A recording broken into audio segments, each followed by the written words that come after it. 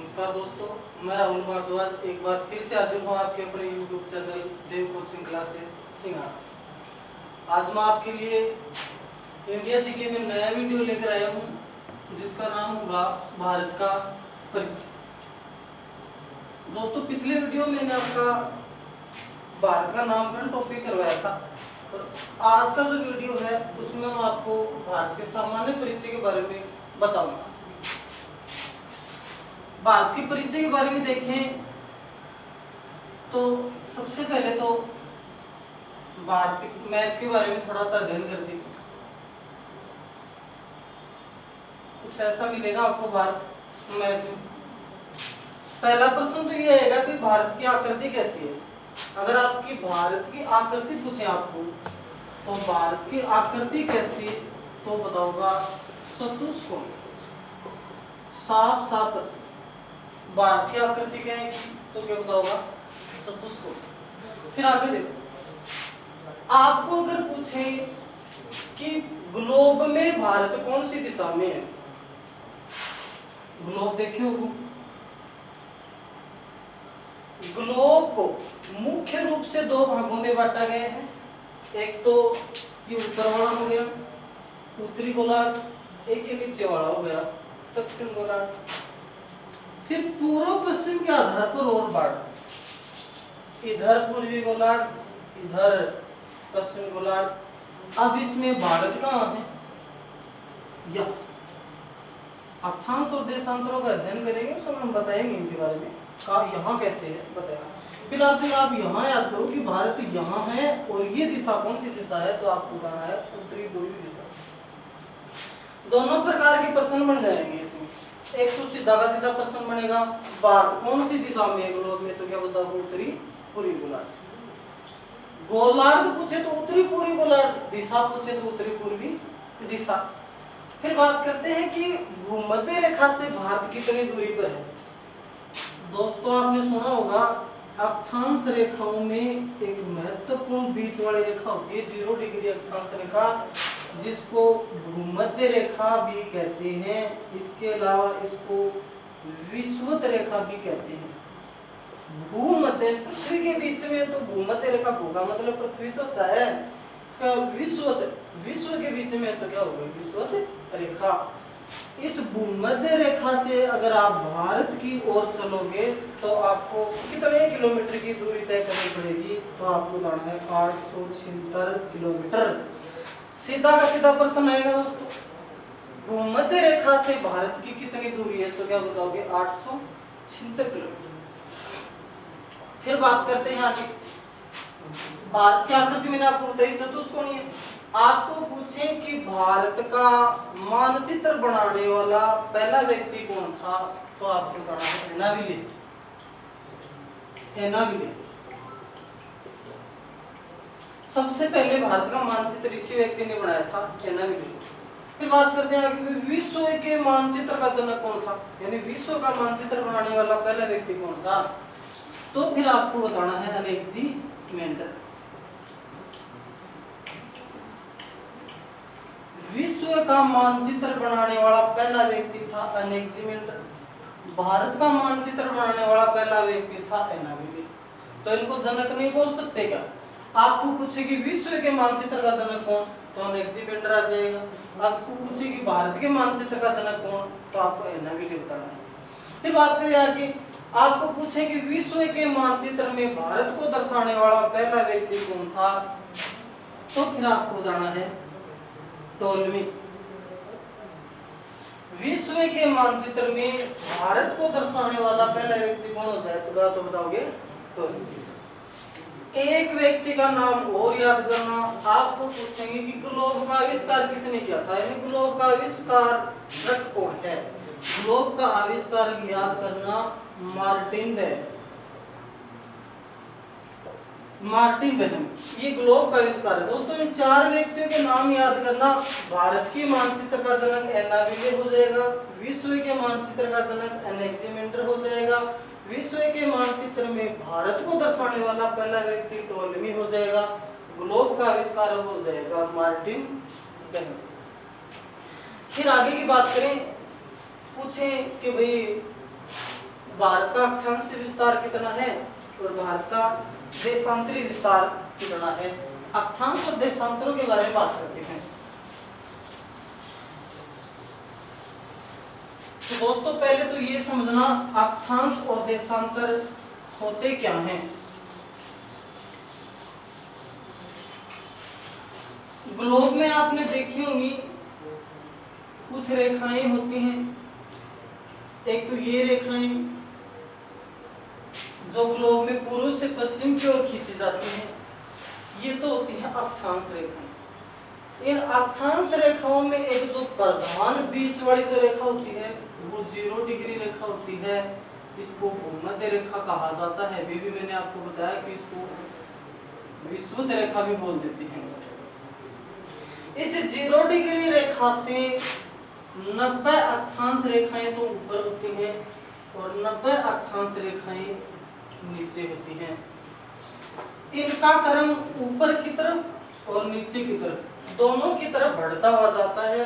जैसे मान लो ऊपर वाली जो 90 अक्षांश रेखाएं हैं ना, उनको तो उत्तरी अक्षांश बोलते हैं और नीचे वाली जो नीचे की तरफ जो अक्षांश रेखाएं हैं उनको दक्षिण अक्षांश रेखाएं बोलते हैं। तो यहाँ देखना इनका क्रम इस प्रकार से ऊपर की ओर बढ़ेगा ना, तो इस प्रकार से बढ़ेगा। 1 डिग्री उत्तरी अक्षांश रेखा, फिर 2 डिग्री उत्तरी अक्षांश रेखा, 3 डिग्री उत्तरी अक्षांश रेखा, लास्ट वाली होती है 90 डिग्री उत्तरी अक्षांश रेखा। ये क्रम ऊपर की ओर बढ़ता हुआ जाता है। इसी प्रकार से नीचे की तरफ इनका क्रम बढ़ता हुआ जाएगा। जैसे 1 डिग्री दक्षिण अक्षांश रेखा, फिर 2 डिग्री दक्षिण अक्षांश रेखा, फिर 3 डिग्री दक्षिण अक्षांश रेखा, इस प्रकार से लास्ट में होती है 90 डिग्री दक्षिण अक्षांश रेखा। 90 अक्षांश रेखाएं 0 डिग्री से ऊपर की ओर होती हैं और 90 अक्षांश रेखाएं 0 डिग्री से दक्षिण की ओर होती हैं। अब मैंने आपको बताया कि भारत का अक्षांश विस्तार, भारत का अक्षांश विस्तार कितना है। अक्षांश विस्तार होगा अपने देश का 8 डिग्री 4 मिनट से 37 डिग्री 6 मिनट उत्तरी अक्षांश। दोस्तों इस शब्द को नोटिस करना, उत्तरी अक्षांश लगा हुआ है तो इसका मतलब आपको भारत 0 डिग्री से ऊपर की ओर मिलेगा, नीचे की ओर नहीं मिलेगा। क्यों? इसके पीछे कारण ये कि उत्तरी अक्षांश रेखा में अपने भारत का अक्षांश विस्तार उत्तरी है, यानी उत्तर की तरफ है भारत, दक्षिण की तरफ नहीं है। तो यहाँ देखना अपने भारत का जो सीमा वाला क्षेत्र है वो 8 डिग्री जो उत्तरी अक्षांश रेखा है वहां से शुरू हो जाएगा, 8 डिग्री 4 मिनट से शुरू हो जाएगा और जो लास्ट जो लाइन होगी भारत की वो होगी 37 डिग्री 6 मिनट। या आप इस प्रकार से भी समझ सकते हो इनको। जैसे भारत के मानचित्र में देखें तो ये जो लाइन है यहाँ जो लाइन है वो है 8 डिग्री 4 मिनट उत्तरी अक्षांश और यहाँ जो लाइन है लास्ट वाली पूरी ऊपर वो है 37 डिग्री 6 मिनट। कहने का मतलब ये है कि 8 डिग्री 4 मिनट से 37 डिग्री 6 मिनट अक्षांशों के बीच में भारत बसा हुआ है। लेकिन अगर आपको संपूर्ण भारत का अक्षांश विस्तार पूछें तो यहाँ नीचे से शुरू हो जाएगा अंडमान निकोबार से, क्योंकि यहाँ नीचे वाला अंडमान निकोबार वाला क्षेत्र है। तो अगर आपको संपूर्ण भारत का अक्षांश विस्तार अगर पूछ लेना तो यहीं से शुरू होगा, फिर वो 6 डिग्री 4 मिनट से।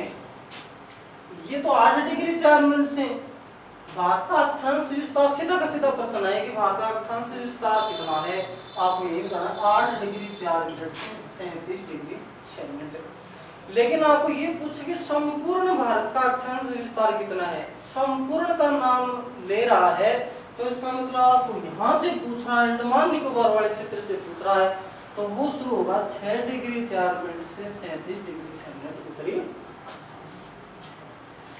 फिर बात करते हैं देशांतरी विस्तार। अपने देश का देशांतरी विस्तार कितना है तो आपको बताना है 68 डिग्री 7 मिनट से 97 डिग्री 25 मिनट पूर्वी देशांतर। दोस्तों देशांतर रेखाओं को समझना, देशांतर रेखा मैंने आपको कहा था कि ग्लोब में जो खड़ी रेखाएं होती हैं वो देशांतर रेखाएं होती हैं। से इन देशांतर रेखाओं में मेन लाइन होती है जो उत्तर से दक्षिण की ओर खींची जाती है, बीच में होती है बिल्कुल, इसको 0 डिग्री देशांतर रेखा या फिर इसको ग्रीनविच रेखा बोलते हैं, क्योंकि इसका निर्धारण लंदन की ग्रीनविच शहर में हुआ था, तो इसलिए इस रेखा का नाम ही रख दिया गया ग्रीनविच रेखा। इस ग्रीनविच रेखा से 180 देशांतर रेखाएं तो पूर्वी साइड में होती हैं और 180 देशांतर रेखाएं पश्चिम साइड में होती हैं। ये अक्षांश और देशांतरों का जो मेन टॉपिक है वो आपको विश्व की ज्योग्राफी में स्पेशल टॉपिक छोड़कर बताऊंगा, यहाँ पर तो आपको सामान्य परिचय दे रहा हूँ इनका। 180 देशांतर रेखाएं तो पूर्वी साइड में होती हैं और 180 देशांतर रेखाएं पश्चिम साइड में होती हैं। इनका क्रम पूर्व और पश्चिम दोनों की तरफ बढ़ता हुआ जाता है।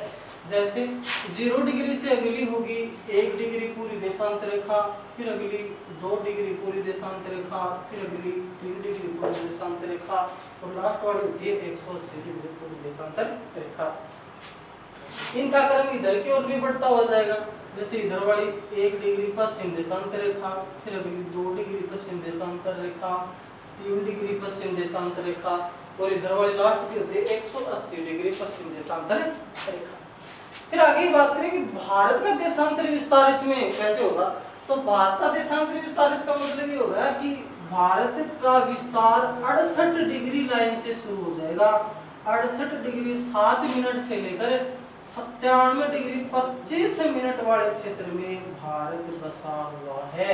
या भारत के मानचित्र में देखो तो आप यूं समझ सकते हो, यहाँ से जो लाइन होती है वो 68 डिग्री 7 मिनट देशांतर रेखा है और यहाँ से जो लाइन होकर गुजरती है लास्ट वाली वो 97 डिग्री 25 मिनट देशांतर है।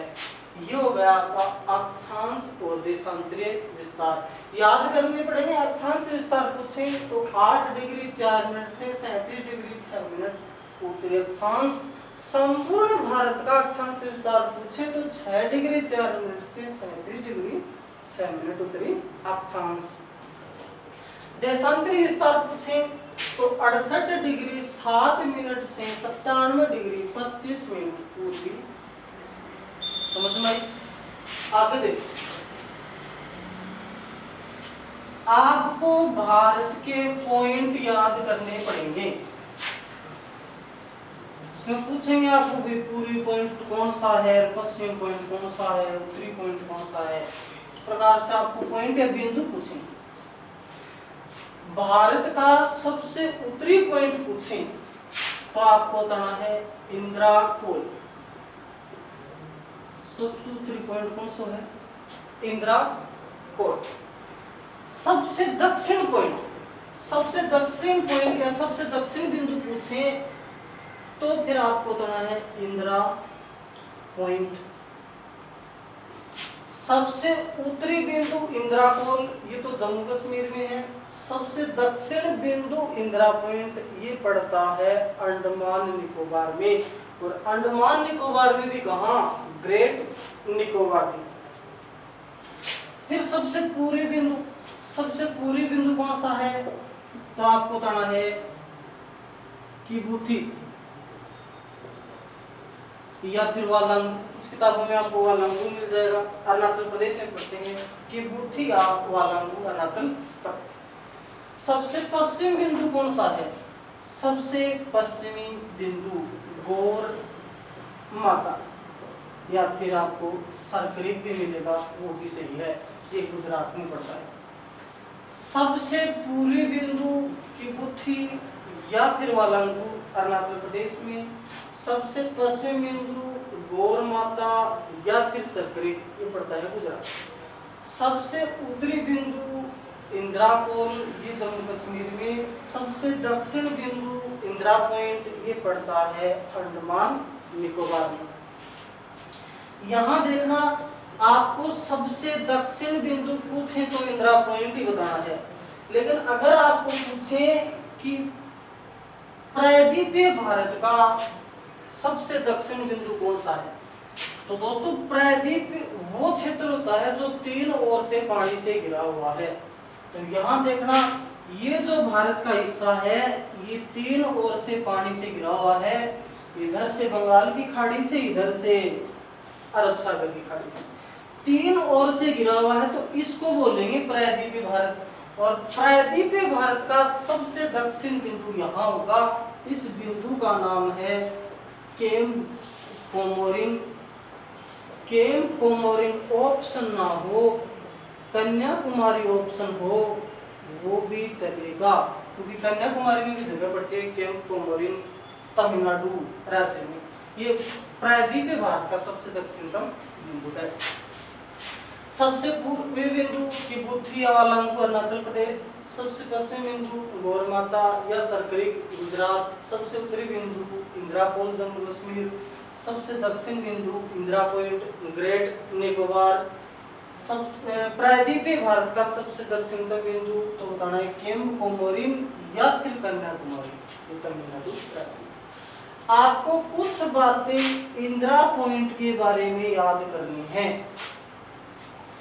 इंदिरा पॉइंट में कुछ प्रश्न पूछे जाते हैं, जैसे एक प्रश्न तो सीधा सा आता है कि इंदिरा पॉइंट का प्राचीन नाम क्या है। अगर आपको इंदिरा पॉइंट का प्राचीन नाम अगर पूछ लिया जाता है तो आपको पिग्मेलियन पॉइंट बताना है। इंदिरा पॉइंट का प्राचीन नाम पूछे तो क्या बताओगे? Pygmalion point. अन्य नाम भी हैं इसके। इस इंदिरा पॉइंट को पार्सन पॉइंट भी कह दिया जाता है, इसको लाइचिंग पॉइंट भी कह दिया जाता है, पार्सन पॉइंट या लाइचिंग पॉइंट। लेकिन ध्यान करना, अगर बात पुराने नाम की आती है ना कि इंदिरा पॉइंट का पुराना नाम क्या है, तो फिर आपको यही बताना है पिग्मेलियन पॉइंट। फिर प्रश्न बनता है कि पिग्मेलियन पॉइंट का नाम बदलकर इंदिरा पॉइंट कब रखा गया था। पिग्मेलियन पॉइंट का नाम बदलकर इंदिरा पॉइंट कब रखा गया था, तो आपको दोस्तों डेट याद करनी पड़ेगी, 10 अक्टूबर 1985। 10 अक्टूबर 1985 को पिग्मेलियन पॉइंट का नाम बदलकर इंदिरा गांधी की स्मृति में इंदिरा पॉइंट रखा गया था। कहा जाता है कि इंदिरा गांधी 1984 में इस इंदिरा पॉइंट पर आकर गई थी, उसने इसका नाम बदलने की घोषणा की थी, लेकिन वो तय नहीं कर पाई कि भी नाम क्या होगा, वो तय नहीं कर पाई थी। तो उसी की स्मृति में 10 अक्टूबर 1985 को इंदिरा गांधी की स्मृति में पिग्मेलियन पॉइंट का नाम बदलकर इंदिरा पॉइंट रख दिया गया था। आपको पूछे कि इंदिरा पॉइंट पर प्रकाश स्तंभ का उद्घाटन कब किया गया था। इंदिरा पॉइंट पर एक प्रकाश स्तंभ बना हुआ है, उस प्रकाश स्तंभ का उद्घाटन यहाँ किया गया था 1962। इंदिरा पॉइंट के कुछ प्रश्न बनते याद करना। इंदिरा पॉइंट का पुराना नाम पूछे पिग्मेलियन पॉइंट, इसके अलावा अन्य नाम पार्सन पॉइंट और लाइचिंग पॉइंट। पिग्मेलियन पॉइंट का नाम बदलकर इंदिरा पॉइंट कब रखा गया था, 10 अक्टूबर 1985 को। इंदिरा पॉइंट पर प्रकाश स्तंभ का उद्घाटन कब किया गया था, तो आपको बताना 1972 में। कहाँ है इंदिरा पॉइंट, तो आपको बताना अंडमान निकोबार में। भारत का सबसे दक्षिणतम बिंदु इंदिरा पॉइंट, प्रायद्वीपीय भारत का सबसे दक्षिणतम बिंदु केप कोमोरिन कन्याकुमारी तमिलनाडु, सबसे पूर्वी बिंदु किबुथी या वालंगू अरुणाचल प्रदेश, सबसे पश्चिम बिंदु गौरमाता या सरकरिक गुजरात, सबसे उत्तरी बिंदु इंदिरापोल जम्मू कश्मीर।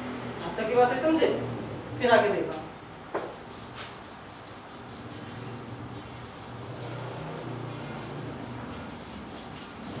भारत की उत्तर से दक्षिण लंबाई कितनी है, भारत की उत्तर से दक्षिण लंबाई कितनी है, तो आपको बताना है 3214 किलोमीटर। भारत की उत्तर से दक्षिण लंबाई, यहां से लेकर यहां तक की लंबाई कितनी है, तो आपको बताना 3214 किलोमीटर। फिर बात करते हैं पूर्व से पश्चिम चौड़ाई। भारत की पूर्व से पश्चिम चौड़ाई कितनी है, तो आपको बताना है 2933 किलोमीटर, या आप 32-33 किलोमीटर भी बोल सकते हो। भारत की उत्तर से दक्षिण लंबाई पूछे तो 3214 किलोमीटर, पूर्व से पश्चिम चौड़ाई पूछे तो 2933 किलोमीटर। फिर आगे बात करते हैं भारत के क्षेत्रफल की। भारत का क्षेत्रफल कितना है, भारत का क्षेत्रफल है 32,87,263 वर्ग किलोमीटर। ये विश्व के कुल क्षेत्रफल का 2.42% है। प्रश्न अगर आपको पूछा जाए कि भारत का क्षेत्रफल विश्व के कुल क्षेत्रफल का कितना प्रतिशत है, तो आपको बताना है 2.42%। आपको पूछे कि क्षेत्रफल की दृष्टि से भारत का विश्व में कौन सा स्थान है, तो फिर आपको बताना है 7वां। जनसंख्या की दृष्टि से भारत का विश्व में कौन सा स्थान है, तो आपको बताना है 2रा।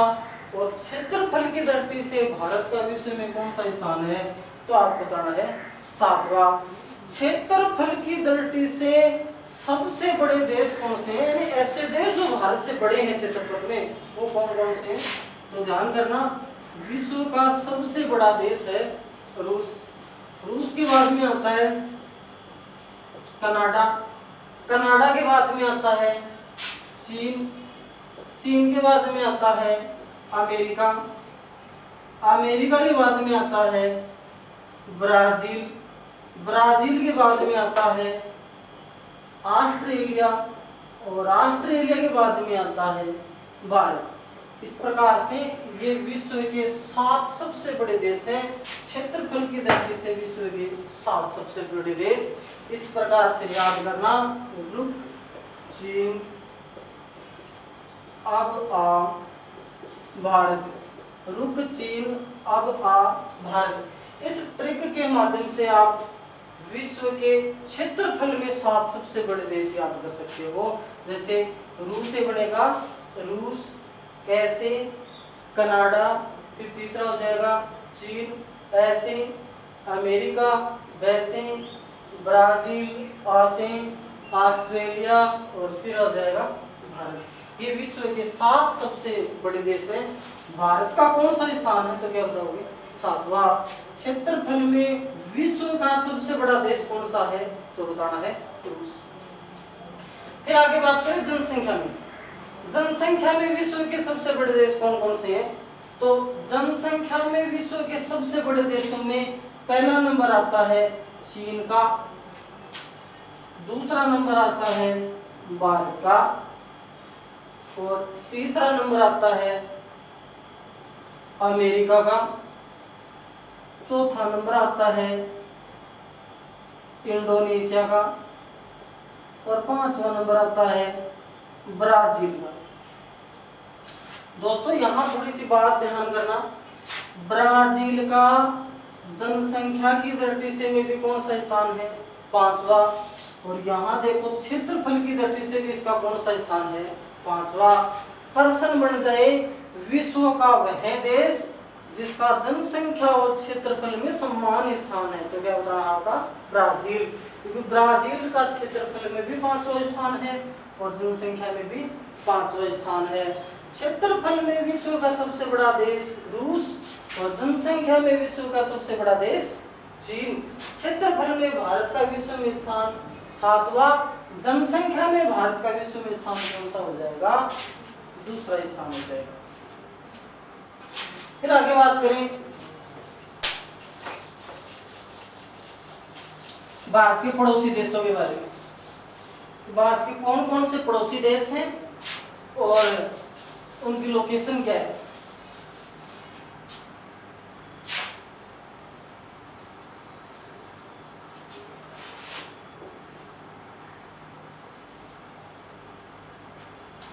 अगर स्थलीय पड़ोसी देशों की बात करें तो भारत के 7 स्थलीय पड़ोसी देश हैं जो भारत से टच करते हैं। कौन कौन से हैं, जैसे एक तो यहाँ पर पड़ता है पाकिस्तान, इसके अलावा एक यहाँ पर पड़ता है नेपाल, एक यहाँ पड़ता है भूटान, एक यहाँ है चीन, एक यहाँ पर है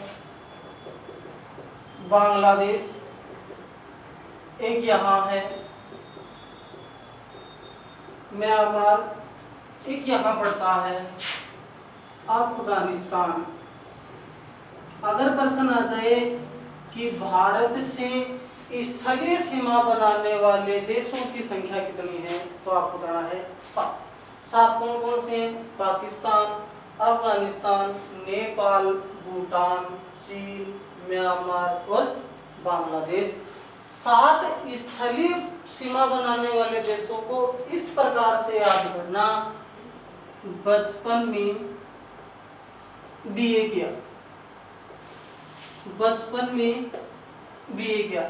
इसी ट्रिक के माध्यम से आप 7 स्थलीय सीमा बनाने वाले देशों के नाम याद करोगे। जैसे वैसे तो बढ़ेगा बांग्लादेश, से बनेगा चीन, पैसे बनाओगे पाकिस्तान, न से बनाओगे नेपाल, में से बनाओगे म्यांमार, बी से बनाना भूटान और ए से बनाना है आपको अफगानिस्तान। इस प्रकार से ये वे देश हैं जो भारत से स्थलीय सीमा बनाते हैं। इस ट्रिक के माध्यम से इन देशों को याद करोगे, क्योंकि इसमें प्रश्न पूछते हैं कि निम्न में से कौन सा देश भारत से स्थलीय सीमा नहीं बनाता। जैसा आपको ऑप्शन दे दिया जाए कि निम्न में से कौन सा देश भारत से स्थलीय सीमा नहीं बनाता, और ऑप्शन में आपको दिए जाए नेपाल, अफगानिस्तान, म्यांमार, ऑस्ट्रेलिया, इस प्रकार से आपको ऑप्शन दिए जाए तो आपको पता होना चाहिए भी कौन सा देश भारत से स्थलीय सीमा नहीं बनाता है। जैसे मान लो नेपाल तो टच करता है भारत से, यहाँ टच करता है, अफगानिस्तान भी भारत से सीमा लगाता है, म्यांमार भी भारत से यहाँ सीमा बनाता है। लेकिन क्या इन देशों में ऑस्ट्रेलिया का नाम आ रहा क्या? तो ऑस्ट्रेलिया भारत से स्थलीय सीमा नहीं बनाता है। फिर उसके बाद में अपन प्रत्येक देश की सीमा के बारे में अध्ययन करेंगे कि कौन सा देश हमसे कितनी सीमा बनाता है, उस देश के बारे में हमसे कौन कौन से प्रश्न पूछे जाते हैं, एग्जाम में उस देश के महत्वपूर्ण प्रश्न कौन से हैं, उनके बारे में अपन अध्ययन करेंगे नेक्स्ट। धन्यवाद।